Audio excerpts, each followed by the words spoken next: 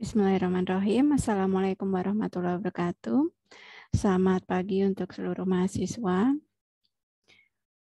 Pagi ini saya Dwi Sriandayani untuk kegiatan praktikum metodologi penelitian dengan topik etika penelitian dan prisma literatur review serta GPI.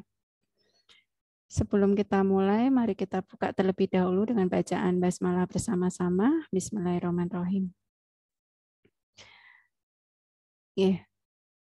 Untuk hari ini kita praktikum membahas tadi topik.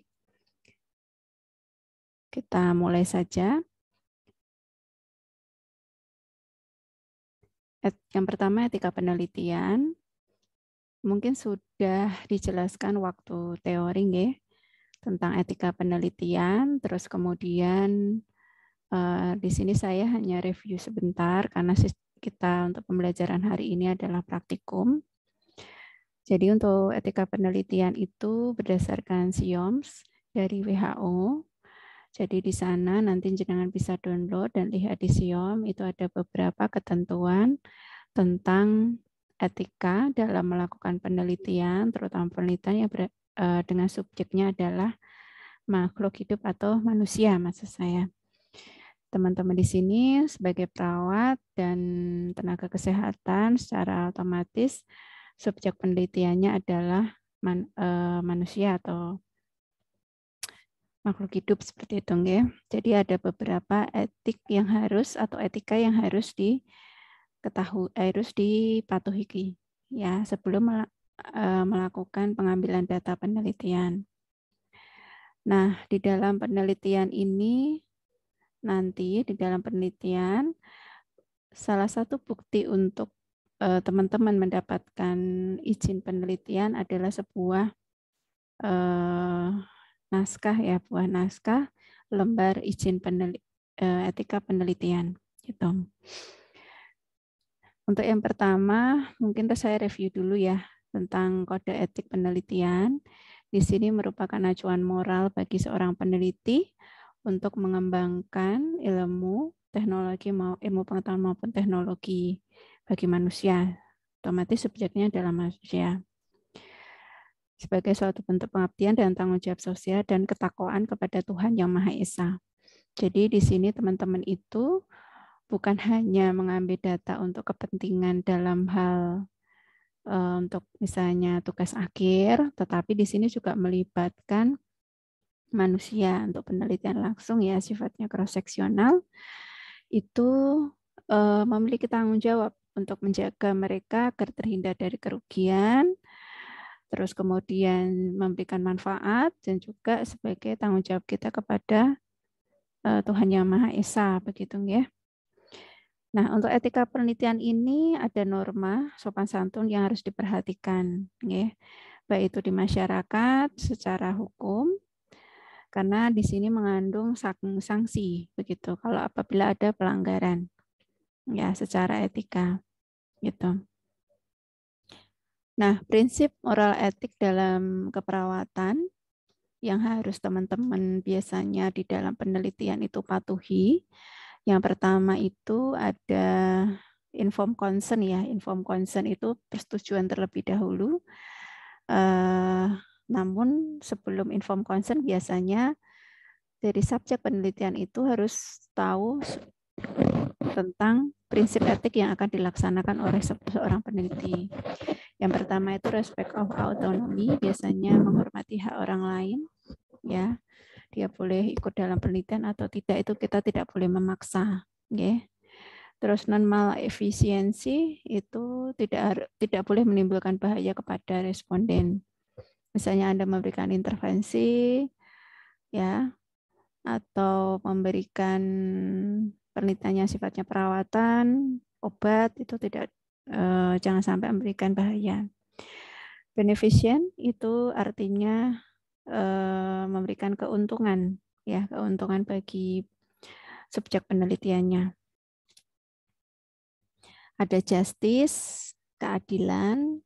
Jadi kalau misalnya memberikan intervensi atau penelitian yang sifatnya menggunakan kuesioner antara responden 1 dan responden 2 itu intervensinya itu sama, tidak dibedakan. Ya, kecuali kalau kelompok kontrol gitu.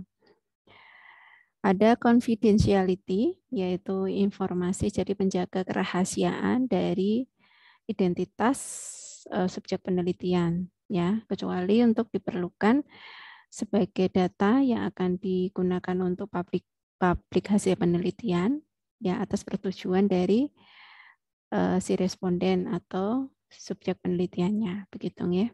Jadi tidak boleh teman-teman itu misalnya ada nama itu diumbar, artinya dipubliskan nama si subjek. Nah, kalau misalnya subjek penelitian atau responden tidak berkenan, jenengan bisa kena sanksi gitu. Itu sih beberapa. Kalau kaitannya dengan veracity sama fidelity, ini adalah kaitannya dengan advokasi maupun kesetiaan sama responden saat penelitian. Tuh. Nah, dan biasanya untuk prinsip etik itu tercantum di dalam naskah proposal penelitian. Saat Anda membuat, mungkin kemarin sudah saya jelaskan di video yang pertama kaitannya dengan pembuatan metodologi penelitian, ya, atau bab 3, mungkin di sana sudah ada. Nah, salah satu syarat untuk bahwa mahasiswa atau teman-teman waktu melakukan penelitian itu benar-benar ini proposal ataupun protokol dalam tindakan penelitian itu aman bagi subjek penelitian, maka harus dilakukan uji etik gitu. Nah, uji etik di sini teman-teman harus mengajukan protokol atau isian dari proposal itu ke Lembaga Etik Unisa Yogyakarta, karena teman-teman ada berada di Unisa Yogyakarta. Nah, teman-teman untuk bisa mengakses, silahkan bisa mengunjungi. Di sini ada Komisi Etik Unisa Yogyakarta, .ac.id. Di situ ada alur untuk proses mengajukan etik. Kalau ini adalah untuk proposal cross-seksional. Namun kalau untuk proposal literatur review, itu tidak perlu untuk pengajuan etik. Begitu.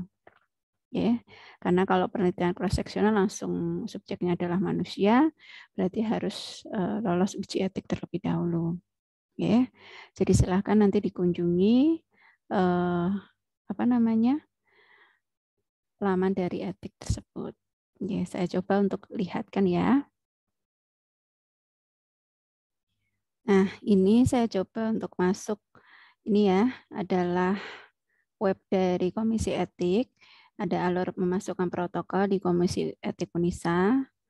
Ya, jadi teman-teman harus login mendaftar dulu ya di login di SIM EPK Unisa, ada di samping sebelah kanan ya, ada pendaftaran peneliti untuk di Unisa. Jadi ini alurnya masuk ke webnya, terus kemudian tata cara pendaftaran, unduh file dokumen ya, di sini di pojok kanan atas ada unduh dokumen, ada inform concern, ada protokol ya, terus kemudian surat pernyataan, masih banyak sekali ya, nanti bisa dilihat sendiri. Terus kemudian masuk ke aplikasi SIM, identitas ya, ada registrasi juga ya, nanti bisa dilihat ya. Terus kemudian setelah melengkapi dari dokumen-dokumen, siap untuk klik submit di essay ya, di etik begitu. Nanti selebihnya bisa teman-teman menghubungi etik kalau misalnya ada kebingungan, di situ ada kontak WA-nya. Ya. Jadi tidak perlu khawatir begitu. Anda bisa kunjungi di Komisi Etik. Saya coba untuk memperlihatkan sedikit inform consent dan juga protokol untuk mengajukan etik di Unisa. Gitu ya.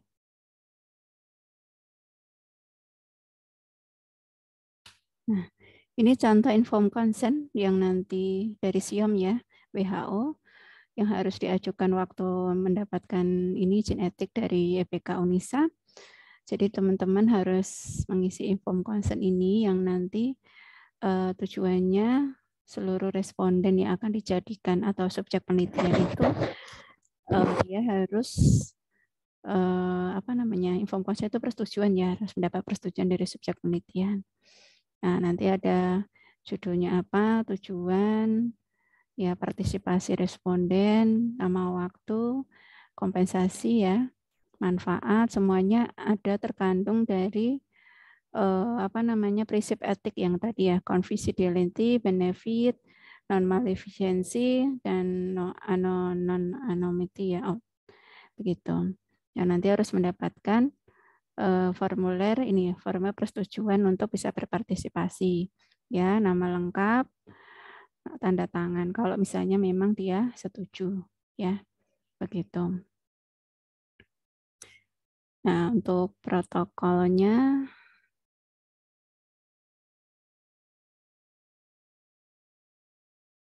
oke, ini adalah contoh protokol etik ya di UNISA. Teman-teman nanti akan mengisi ya untuk ini ya isinya protokol. Jadi isinya itu sama ya. Ada inform consent, terus kemudian banyak sekali. Intinya adalah isian dari proposal jenengan. Begitu ya. Ada publikasi manfaat. Ini akan diisi saat nanti jenengan mengajukan izin etik ya, untuk memperoleh izin etik sebelum melakukan penelitian, sebelum melakukan pengambilan data di lapangan. Ya. Jadi seperti isian proposal begitu ya. Terus kemudian yang kedua adalah Prisma. Prisma atau Preferred Reporting Item for Systematic Review and Meta-Analysis. Prisma ini ditujukan untuk penelitian yang sifatnya menggunakan literatur review bagi teman-teman ya. Ini merupakan alat dan panduan yang digunakan untuk melakukan penilaian terhadap sebuah literatur review atau systematic review dan meta-analisis. Mungkin agak terlalu tinggi ya bahasanya buat teman-teman. Pada intinya Prisma ini digunakan untuk menilai atau saat proses untuk mereview sebuah jurnal itu, teman-teman kan harus memperoleh jurnal yang tepat. Nah, terus kemudian sesuai dengan topiknya, maka kita gunakan Prisma ya. Prisma ini membantu para penulis atau peneliti menyusun sebuah literatur review, ya. Dan Prisma ini tersusun atas checklist yang berisikan panduan serta sebuah chart ya, flow chart. Jadi alur teman-teman itu dalam menemukan jurnalnya. Dan mungkin kalau panduan checklist tidak saya perlihatkan karena masih terlalu tinggi buat teman-teman ya. Saya coba untuk perlihatkan alur Prisma, flow chart ya, flow chart alur Prisma dalam mencari jurnal atau dalam proses literatur review, penelitian skripsi literatur review ya. Saya lihatkan sesuai dengan panduan skripsi begitu ya. Teman-teman sudah punya panduan ya. Saya coba untuk bukakan. Ini contoh diagram Prisma atau flowchart di Prisma di buku panduan format literatur review ya, ada. Jenengan bisa lihat bersama. Jadi di sini ada proses waktu kita mencari jurnal. Kan kemarin kalau di literatur review itu kan sudah diajarkan ya cara mencari jurnalnya, terus kemudian bagaimana memilih membuat kata kunci menggunakan database seperti PubMed, Google Scholar ya, atau ProQuest dan lain-lainnya untuk mencari jurnal yang akan direview saat literatur review. Nah, bagaimana cara memilih jurnalnya? Kita menggunakan diagram Prismanya ini. Kalau di penelitian langsung itu seperti jalannya penelitian, gitu ya. Atau bukan jalannya penelitian sih, saat proses teknik pengambilan sampelnya seperti itu. Nah, ini prosesnya ya. Jadi nanti teman-teman di sini ada proses identifikasi jurnal. Waktu teman-teman sudah menggunakan kata kunci, ya kata kunci Anda masukkan di database apa yang Anda gunakan. Kalau di sini contohnya adalah Google Scholar dan PubMed. Nah, sesuai dengan kata kunci itu diperoleh berapa. Nanti dituliskan di sini, di Google Scholar sesuai dengan kata kunci. yang sudah dibentuk ya dari PIKOS ya, dari PIKOS. N-nya itu dari Google Scholar, jumlah N itu artinya jumlah jurnal yang diperoleh ya. Itu berapa? 100 atau berapa nggih, dari PubMed berapa. Nah, terus kemudian dari kedua database Google Scholar, dari PubMed, nah itu kita lihat apakah di kedua jurnal yang didapatkan dari dua database itu kita checking ada nggak duplikasi. Ya artinya judulnya itu sama, pengarangnya sama, tapi diterbitkan, maksudnya diunggah di database Google Scholar juga di PubMed ada begitu. Itu kejadian ya. Nah itu harus dilihat. Kalau duplikasi ya berarti otomatis yang duplikasi itu kita buang. Ya otomatis jumlah total dari jurnal yang ditemukan di Google Scholar maupun database itu N-nya berapa jumlah totalnya setelah artikel yang diduplikasi itu kita buang. Gitu. Terus kemudian ada proses di sini screening. Setelah kita tahu jumlah dari jurnal yang ditemukan di dua database tadi, kita lakukan screening ya. Nah, screening artikel ini sesuai dengan kriteria inklusi dan eksklusi teman-teman yang sudah tentukan. Karena ada kriteria inklusi eksklusi, jurnal seperti apa sih yang akan dipilih nanti ya dari proposal teman-teman. Nah, setelah di screening, kalau misalnya ada yang tidak sesuai dengan kriteria inklusi eksklusi, jumlah artikelnya dieliminasi. Nah, N-nya jumlah yang dieliminasi itu berapa? Nah, terus kemudian yang sesuai dengan inklusi, jumlah artikel yang di screening di inklusi N-nya jumlahnya berapa. Jadi dari identifikasi screening itu mungkin akan menurun ya jumlah jurnalnya. Okay. Nah, habis itu adalah uji kelayakan. Uji kelayakan dari artikel yang sudah di screening tadi sesuai kriteria inklusi. Misalnya dapat dari 50 ya. Tadi kan total misalnya setelah cek duplikasi ya. Misalnya dari Google Scholar itu 100, dari PubMed itu 100, cek duplikasi jadi 50 totalnya ya. Setelah kemudian screening jadi misalnya 30 jurnal. Nah, 30 itu kita lakukan uji kelayakan. Nah, uji kelayakan ini kita menggunakan GPI ya. GPI dengan menggunakan apa namanya jurnal critical appraisal ya, jadi menggunakan checklist yang sudah disiapkan di buku panduan ada, di webnya GPA juga ada. Nah nanti siapa yang melakukan GPA ini adalah reviewernya itu dosen pembimbing dan dosen lain sesuai dengan ketentuan yang ada di skripsi masing-masing begitu. Nah, nanti kalau dia tidak layak, ya layak tidak layak itu nilainya adalah kalau kurang dari 50% dari penilaian uji kelayakan, maka dia dieliminasi, tapi kalau lebih dari 50% maka dia digunakan. Yang melakukan uji kelayakan ini adalah dosennya, bukan mahasiswa ya. Jadi karena mahasiswa belum memiliki kompetensi kompeten di bidang pengujian jurnal gitu. Nah, nanti setelah itu setelah dari 30 ternyata ada 20 jurnal yang diterima atau jumlah artikel yang diterima. Jadi N totalnya ada 20 gitu ya. Jadi mungkin akan menurun ya jumlahnya, tetapi itu yang bisa ada 10 jurnal misalnya ya, itu diterima dan dilanjutkan untuk dilakukan sintesis atau sintesis jurnal. Artinya kita akan bahas jurnal itu sebagai jurnal yang diterima untuk di literatur review. Begitu, ya. Saya coba untuk perlihatkan checklist GPA, terus kemudian dan juga web GPA yang asli. Ya, kita coba saya bukakan.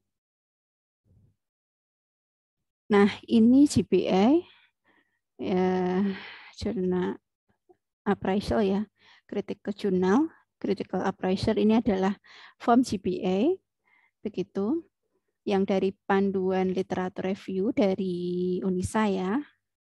Nah, Ini tergantung dari jenis penelitian yang jadikan literatur review. Ya, kalau misalnya penelitiannya sifatnya cross-seksional, maaf, artinya jurnal yang dia di dalamnya tentang penelitian cross-seksional, maka menggunakan checklist ini.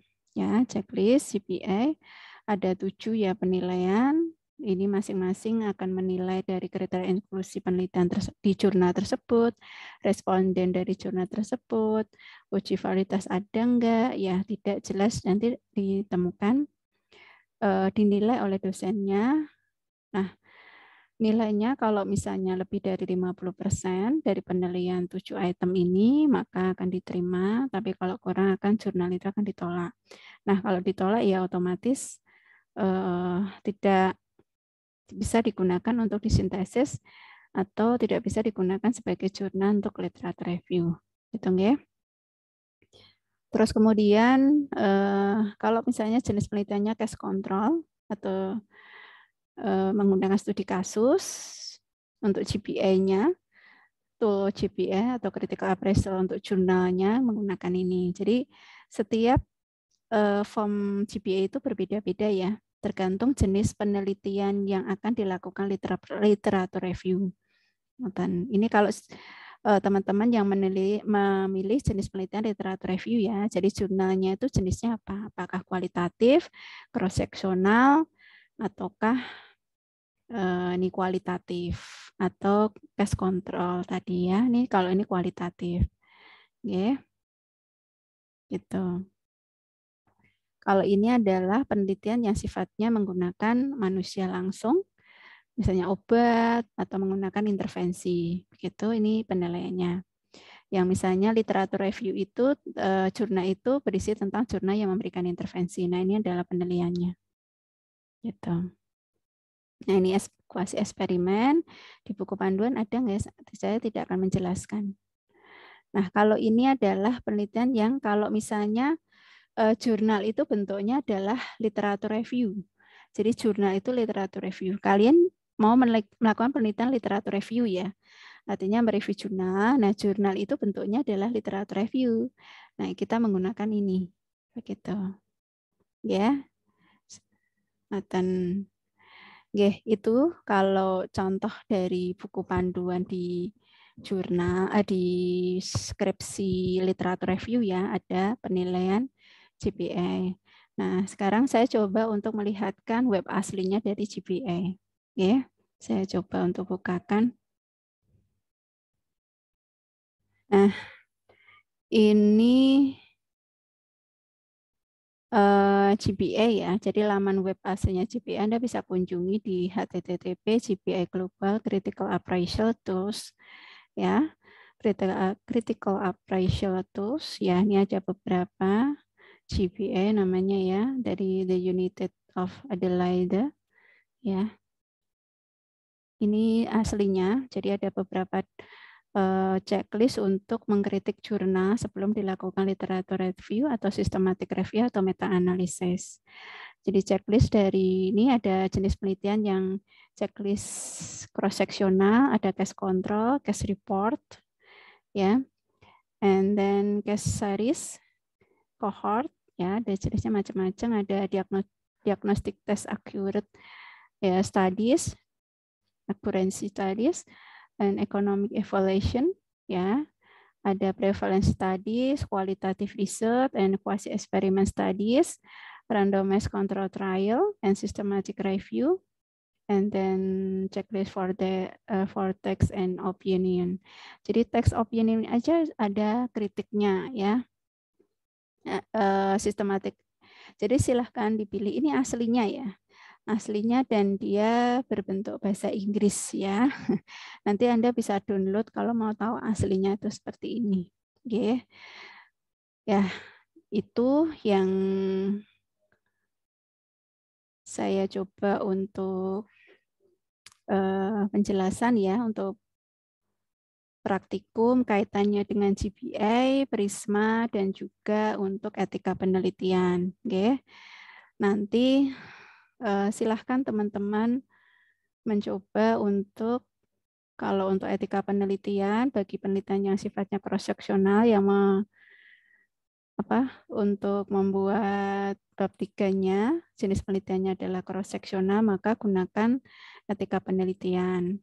Bagi teman-teman yang membuat proposalnya itu tentang literatur review di bab 3-nya, maka buatlah menggunakan CBA dan juga Prisma. Begitu nggih? Ya, sampai sini untuk penjelasan saya untuk praktikum dari 3 topik tadi yang sudah saya jelaskan di awal.